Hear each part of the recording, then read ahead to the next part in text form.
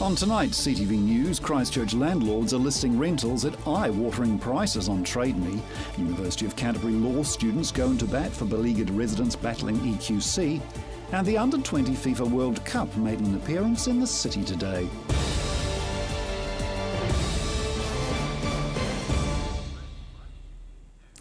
This is CTV News. I'm Grant Mangan. A potential buyer has put in an offer for the last buildings standing in the Litchfield Lane precinct. This is Poplar Lane, but not as you might remember it. What was once bustling with the local nightlife and those seeking a quiet one after a long day at work is nothing more than a car park. Before the earthquakes, this was Lyle Hood's dream precinct. Litchfield Lane's a series of bars, restaurants, shops and cafes situated amongst inner-city apartments. The earthquake smashed the precinct to pieces, bringing the walls of these heritage buildings down. Not much is left other than these buildings. One of them is the original home of the Twisted Hop. Failed insurer Western Pacific never paid Lyle and his business partner the cash owed. This means they can't rebuild. They're selling these buildings to pay off debt, and it looks as though they've found a buyer. I'm not sure that I'm ecstatically happy about all this because I put over 12 years of work and time into these, so I'm not exactly happy. But the important thing was to get rid of the debt. That debt runs into the millions of dollars. Every month, Lyle's been paying thousands of dollars towards mortgage repayments. Queenstown's Western Pacific Insurance owed $48 million of earthquake claims and debts when it ran out of money in 2011. Liquidators say Lyle won't be getting a payout anytime soon. That looks like it could be another 18 months to 2 years from now. That's where we had to make a decision to sell the buildings. Along with his business partner, their company owns about 12 properties, worth an estimated $12 million. When we started, I think if you said Poplar Street to somebody, they wouldn't have known where it was. Now it was, it's been in the popular culture of the city. And Lyle's heritage precinct is now nothing more than a car park. Before the earthquakes, these were good days. His family even joked he was the mayor of Litchfield Lanes. Are you proud of what you achieved? Yeah, I am. It's just a pity that's not still here, it becomes a memory really. I think we made a huge difference in this part of the city, and yes, I take pride in that. The land his properties sit on is designated to make up part of the Innovation Precinct, but little has been revealed on exactly how that precinct will look. When I ask Lyle about the progress, he doesn't hold back. What do you think of the progress here in the centre of city? I think glaciers move much faster, actually. I think it's been a complete and utter stuff-up, frankly. Lyle's hoping the site will be redeveloped by new owners. Marcus Gibbs, CTV News. Canterbury students are teaming up with the Christchurch law firm to help residents fight the Earthquake Commission in court. From the classroom to the courtroom, Canterbury Law Students are taking their turn in the community, helping residents fight the Earthquake Commission in court. The Christchurch law firm Anthony Harper have joined with the students in action, seeking judgment to pull EQC up where it's not meeting its obligations under the Earthquake Commission Act. Project leader Matt Taylor says the project is unique because it's the first time the university and a law firm have teamed up. Taylor says it's one of the most rewarding he has worked on. The students not only get real working life experience, but credit towards their degrees. Working in the community is to become a regular occurrence for the Canterbury Law Students. From the classroom to the courtroom, Canterbury Law Students are taking their turn in the community, helping residents fight the Earthquake Commission in court. The Christchurch law firm Anthony Harper have joined with the students in action, seeking judgment to pull EQC up where it's not meeting its obligations under the Earthquake Commission Act. Project leader Matt Taylor says the project is unique because it's the first time the university and a law firm have teamed up. Taylor says it's one of the most rewarding he has worked on. The students not only get real working life experience, but credit towards their degrees. Working in the community is to become a regular occurrence for the Canterbury Law Students. Next year, the degree will require every pupil to demonstrate practical skills and complete 100 hours of community service. The University of Canterbury's Director of Legal Studies, Robin Palmer, said to the press the advantage of the program is not only for students to get value out of their law degree, but they immediately learn real industry skills. A Victoria Street bar owner says if he'd known about the City Council's multi-million-dollar shortfall, he never would have applied for security funding. Central City bar owner says his application for public funding wouldn't have been put in had he known about the council's $534 million shortfall. Co-owner of Revival and Tequila Mockingbird, Brett Giddens, made the submission to the council's draft annual plan, requesting for more than $300,000. The aim, to assist with reducing alcohol-related disturbances in the Victoria Street area.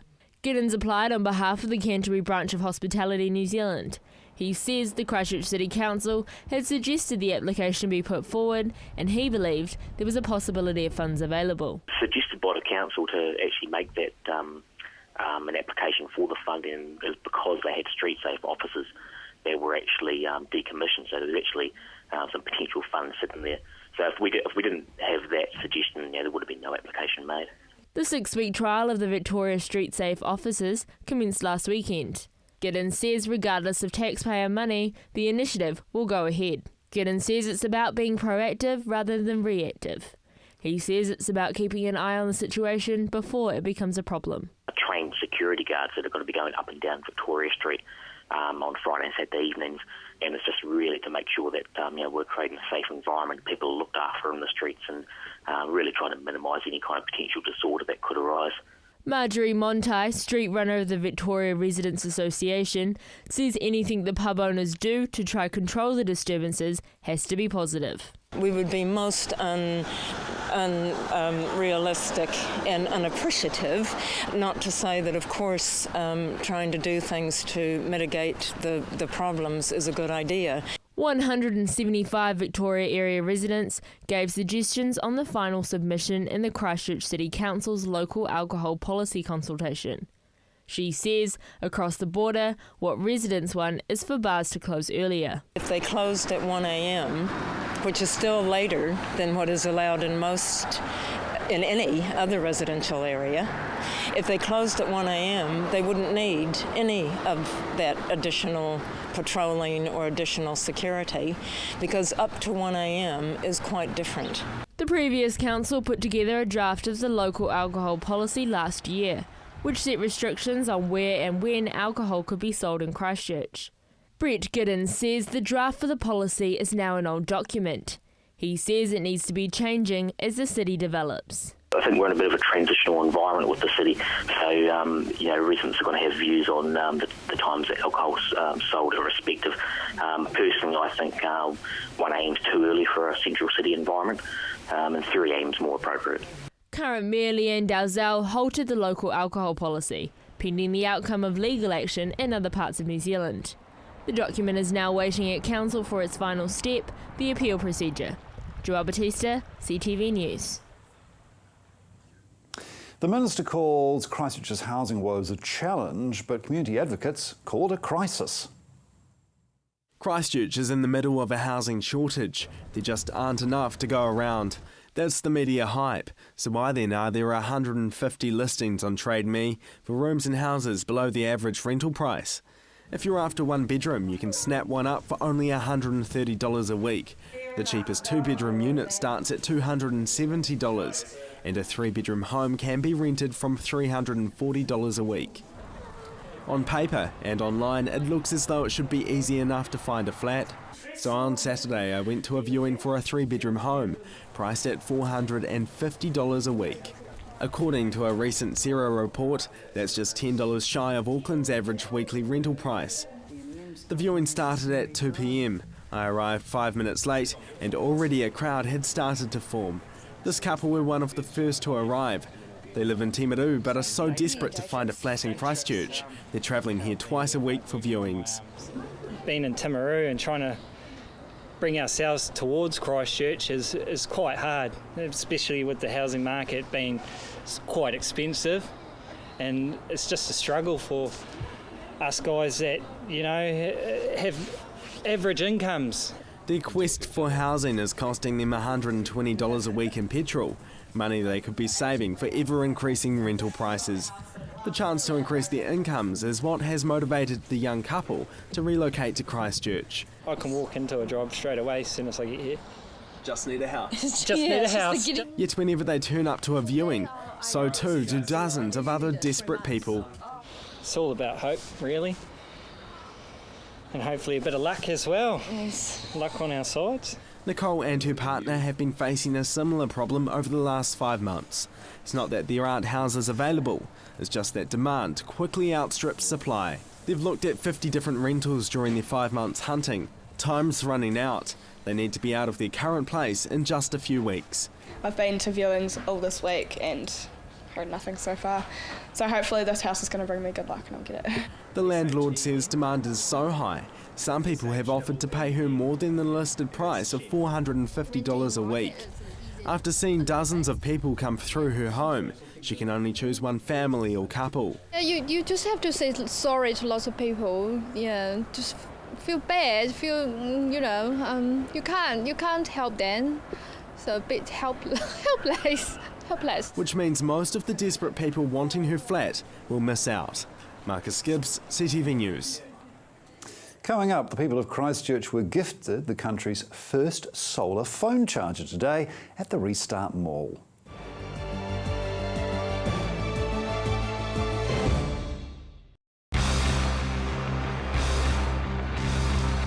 Flash news set, isn't it? Red and Black Sport gets a new title as well, but we'll still be talking every week to the movers and shakers in sport. Red and Black Sport, Monday night, 7:30, here on CTV. Christchurch has its very own enchanted utopia, the Hitching Post. Pop in and see for yourself. A magical assortment of handmade creations, custom-made candles and artwork. Choose from our huge range of water features, garden art and imported giftware. Specialists in handcrafted metal artwork made in store. Nestled on 722 Marshlands Road. The Hitching Post, defining art our way. Get rid of that damaging and unsightly moss, mould and lichen from your path, drive or roof with Mossbuster. Mossbuster is a no-bleach, non-abrasive, biodegradable solution that has over 35 years of proven results. Mossbuster costs less than half the price of other well-known products and can be yours for less than $1 a litre. You just spray it on and let Mother Nature do the rest. Check out our website to find the best solution to your moss, mould and grime problem. Order online or call us now on 0800 88 1000. My son's helped me greatly with my independence now that I've got more mobility. Mum, I've been looking into stand assist chairs from More Mobility. They recline back with a footrest, then when you want to get out of them, they stand you up. You can even sleep on them. More Mobility can bring one out for a free trial. There's even electric beds too. What do you think? For more range and more expert advice, see More Mobility, corner Clarence and Princess Streets off Blenheim Road. What a difference More Mobility makes. Action Removals, offering short or long-term storage facilities, full packing services, comprehensive rates, all fully insured and with 6 vehicle sizes to choose from. Earthquake repairs? Action Removals pack, move, store and return your valuable possessions stress-free. Action Removals, a family business that has been operating in Christchurch for over 10 years. Action Removals, your one-stop removal service on time, every time. 0800 222 526. Al Jazeera News, international news right off the satellite, bringing you up-to-the-minute coverage of world events. Al Jazeera News, weekday mornings at 6 o'clock, right here on CTV.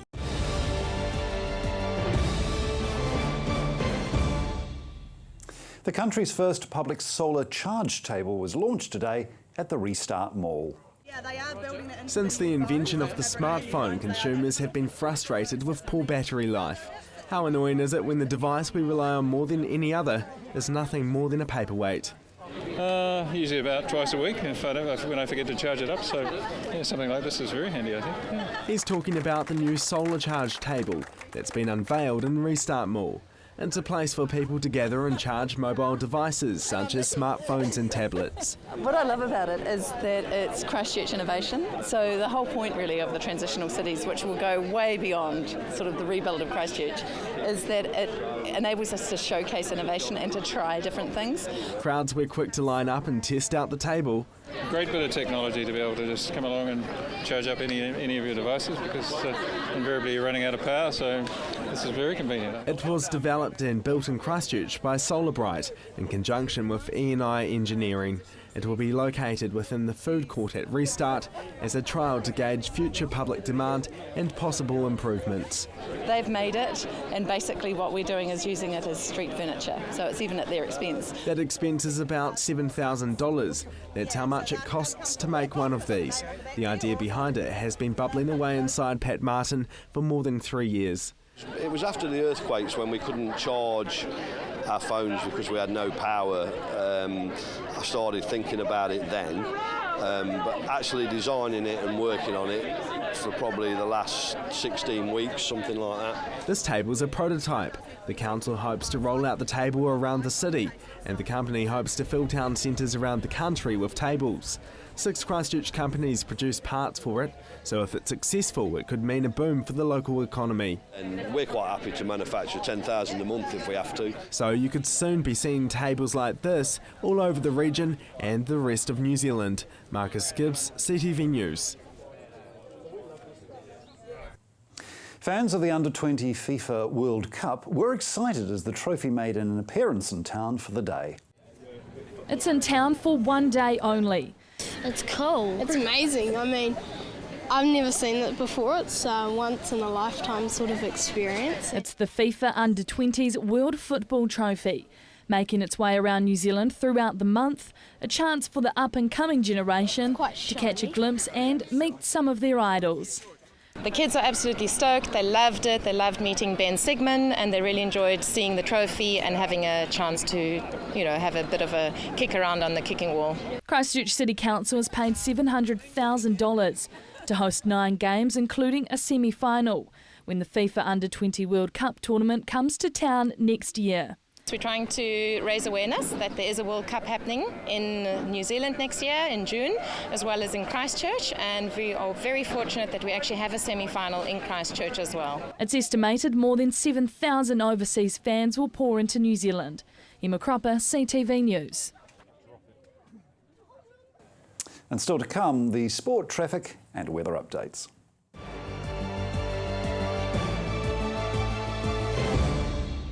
Every Monday night I'll take you out and about around the region's A&P shows from Cheviot to Temuka. You'll meet the exhibitors, have a look at the sheep and cattle and horses, and also have a look at what people have been producing. Rob's Country Showtime, 8:30 on a Monday night, CTV. Come dine with Country Catering at the Kaipoi Golf Club Cafe. Enjoy our range of delicious $10 lunches, daily specials and other homemade goodies. Open to the public 7 days inside the Kaipoi Golf Club, north end of William Street, Kaipoi. We look forward to seeing you soon. The home show sale is on. Hi, Mike from Four Seasons. We have the largest range of gas and wood burners on display. All wood burners and gas fires are heavily reduced. Save up to $1,300 on fire and flue packages. The home show sale at Four Seasons Home and Leisure, Tower Junction Mega Centre. Avoid the monkeys when it comes to relocating.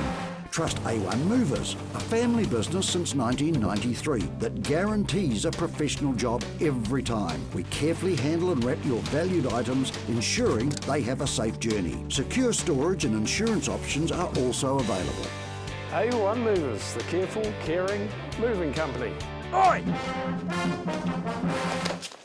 When it comes to the delicate subject of funeral services, Ashburton now has another option. Galbraith Funeral Services now offer you and your family their high standard of service and expertise in their offices in Havelock Street. Whether it's to chat about pre-booking a service to include all your ideas and thoughts for your own funeral, or that of another member of the family, or simply asking what's involved, call or pop in. Galbraith Funeral Service is an old firm with old-fashioned values, ensuring all the options are yours. I'm Chris Lynch. Join me for CTV's new current affairs show Lynched every Monday at 8:30 right here on CTV, where I talk to the decision makers and those responsible for running our city.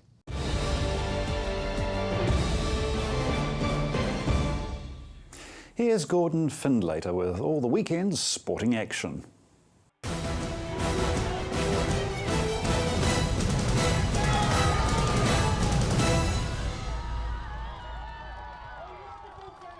It was a match to remember for rugby fans on Saturday night, with the Crusaders unfortunately being on the wrong end of the result. The match looked to be in the Crusaders' favour less than 20 minutes into the game, when the Sharks were reduced to 14 men for the remainder of the game, when Jean Desal was given a red card for stomping on the face of Jordan Taufua. After this, the Crusaders held a narrow advantage for much of the match, even playing against 13 men at one stage, but were then made to pay for not taking advantage in numbers as the Sharks rallied to their first ever win in Christchurch, 30 points to 25. Todd Blackadder won't have his full squad until Wednesday, with 10 players on All Blacks training duty. This means the Crusaders will have just 2 training sessions to prepare for their all-important conference match with their southern rivals, the Highlanders. The Highlanders currently sit 2 competition points ahead of the Crusaders. Still with rugby, where the Hawkins Cup finished off its 7th round of matches on Saturday, with the top 2, Lincoln University and New Brighton, both grabbing wins over University and High School Old Boys, while Marist Albion went a long way to putting their name in the top 6 when they defeated Burnside 35-6 to move into 3rd. Sumner and Sydenham are next on 22 points as they both got vital wins over Linwood and Christchurch. Burnside and Christchurch are both on 21 points, while High School Old Boys are still in the hunt for a top 6 finish on 19 points. The other match of the weekend saw Shirley get their first win of the campaign over Belfast 47-17. It wasn't a successful weekend for our basketballers as the Rams experienced a double blow during the weekend's double-header on the road.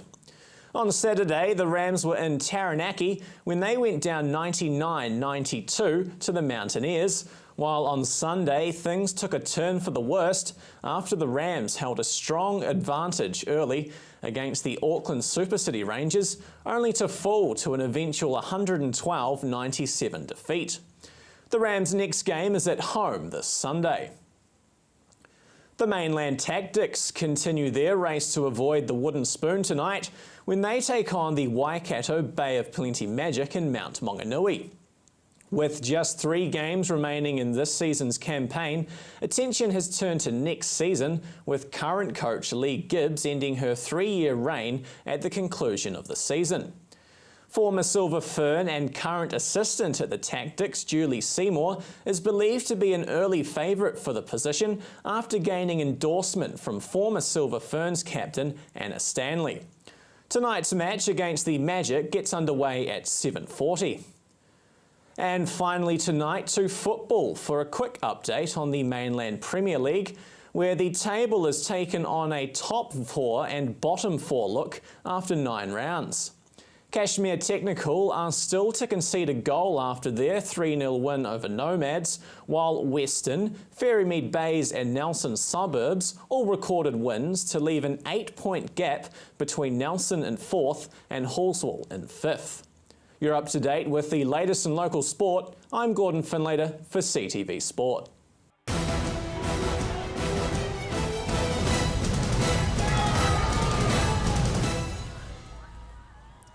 If you're driving around the central city, CTV's traffic update will assist you navigating the repairs taking place. Hello travellers, there's fresh work starting in the central city this week, but if you follow my advice you should be able to avoid those nasty jams. The intersection of Madras and St Asaph Street is the place to avoid from today. Both streets will be down to 1 lane at this intersection, so expect delays on the southern end of Madras Street. Work on Madras Street around Latimer Square is continuing this week. The stretch between Gloucester and Armagh Streets will also be down to just 1 lane. Manchester Street now and new work starting will force traffic to only go south between Gloucester Street and Armagh Street. You can still take this route if you're heading north. A detour will help guide you out of the city. Remember, if you're travelling north, Montreal Street and Fitzgerald North are both great routes. To keep up to date on what's happening with the Central City roads, stay tuned, keep watching CTV News first at 5, and in the meantime visit the Transport for Christchurch website. And now, here's your regional weather. Good evening, Canterbury. Here's your region's weather. Starting in Timaru, Temuka and Geraldine, 17. Methven and Ashburton a little bit cooler on 16. Rakaia 16. Darfield 17 today. And Leeston and Ralston a cooler 16 degrees. Looking at Lincoln 16 and in Christchurch 16 as well. Over in Akaroa they hit 16 degrees.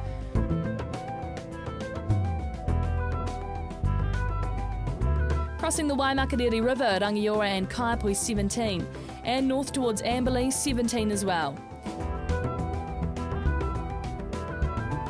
Taking a look at the Hurunui, Culverton, Hanma Springs and Cheviot had the high of 18, and Kaikoura up the top on 16.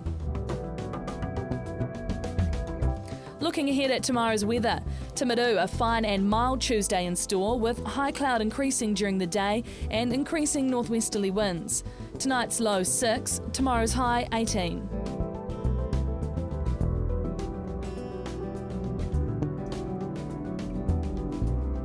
In Ashburton, warm northwesterly winds developing during the day and high cloud increasing later on.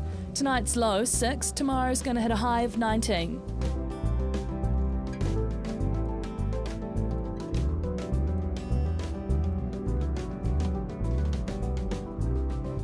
Christchurch, a very pleasant Tuesday in store with sunny periods and high cloud and rather warm temperatures for this time of the year. Tonight's low 6, tomorrow's high 20.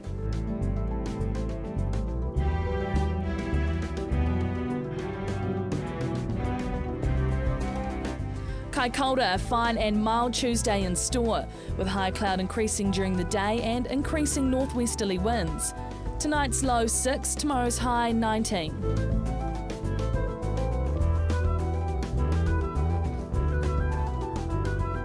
And around the other areas in Canterbury, Temuka and Geraldine a high of 18 and a low of 7.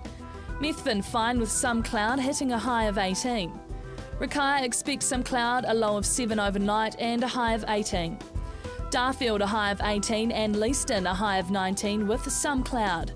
Ralston and Lincoln 19 degrees, do expect some cloud. Akaroa will have the high on 21 and hitting 7 overnight. Rangiora and Kaipui, final day with some cloud and a high of 19.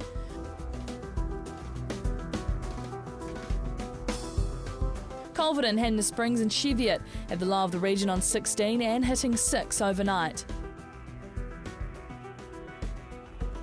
Looking ahead for Canterbury, high cloud and fresh gusty mild northwesterlies at first on Wednesday. A period of cloud and some light showers on Wednesday afternoon with fresh cool southwesterly winds decreasing. Fine and sunny with mild northerly winds on Thursday and strong northwesterlies at night. Fresh to strong gusty northwesterlies decreasing on Friday with high cloud and mild temperatures. Mild northwesterlies at first on Saturday, but showers developing during the afternoon with cold lighter southwesterlies. Cloudy with showers on Sunday and strong cold southwesterly winds. Snow to 500 metres on the ranges as well. And that's all for your region's weather tonight. Have a lovely evening. And that's CTV News for Monday. I'm Grant Mangan. Good night.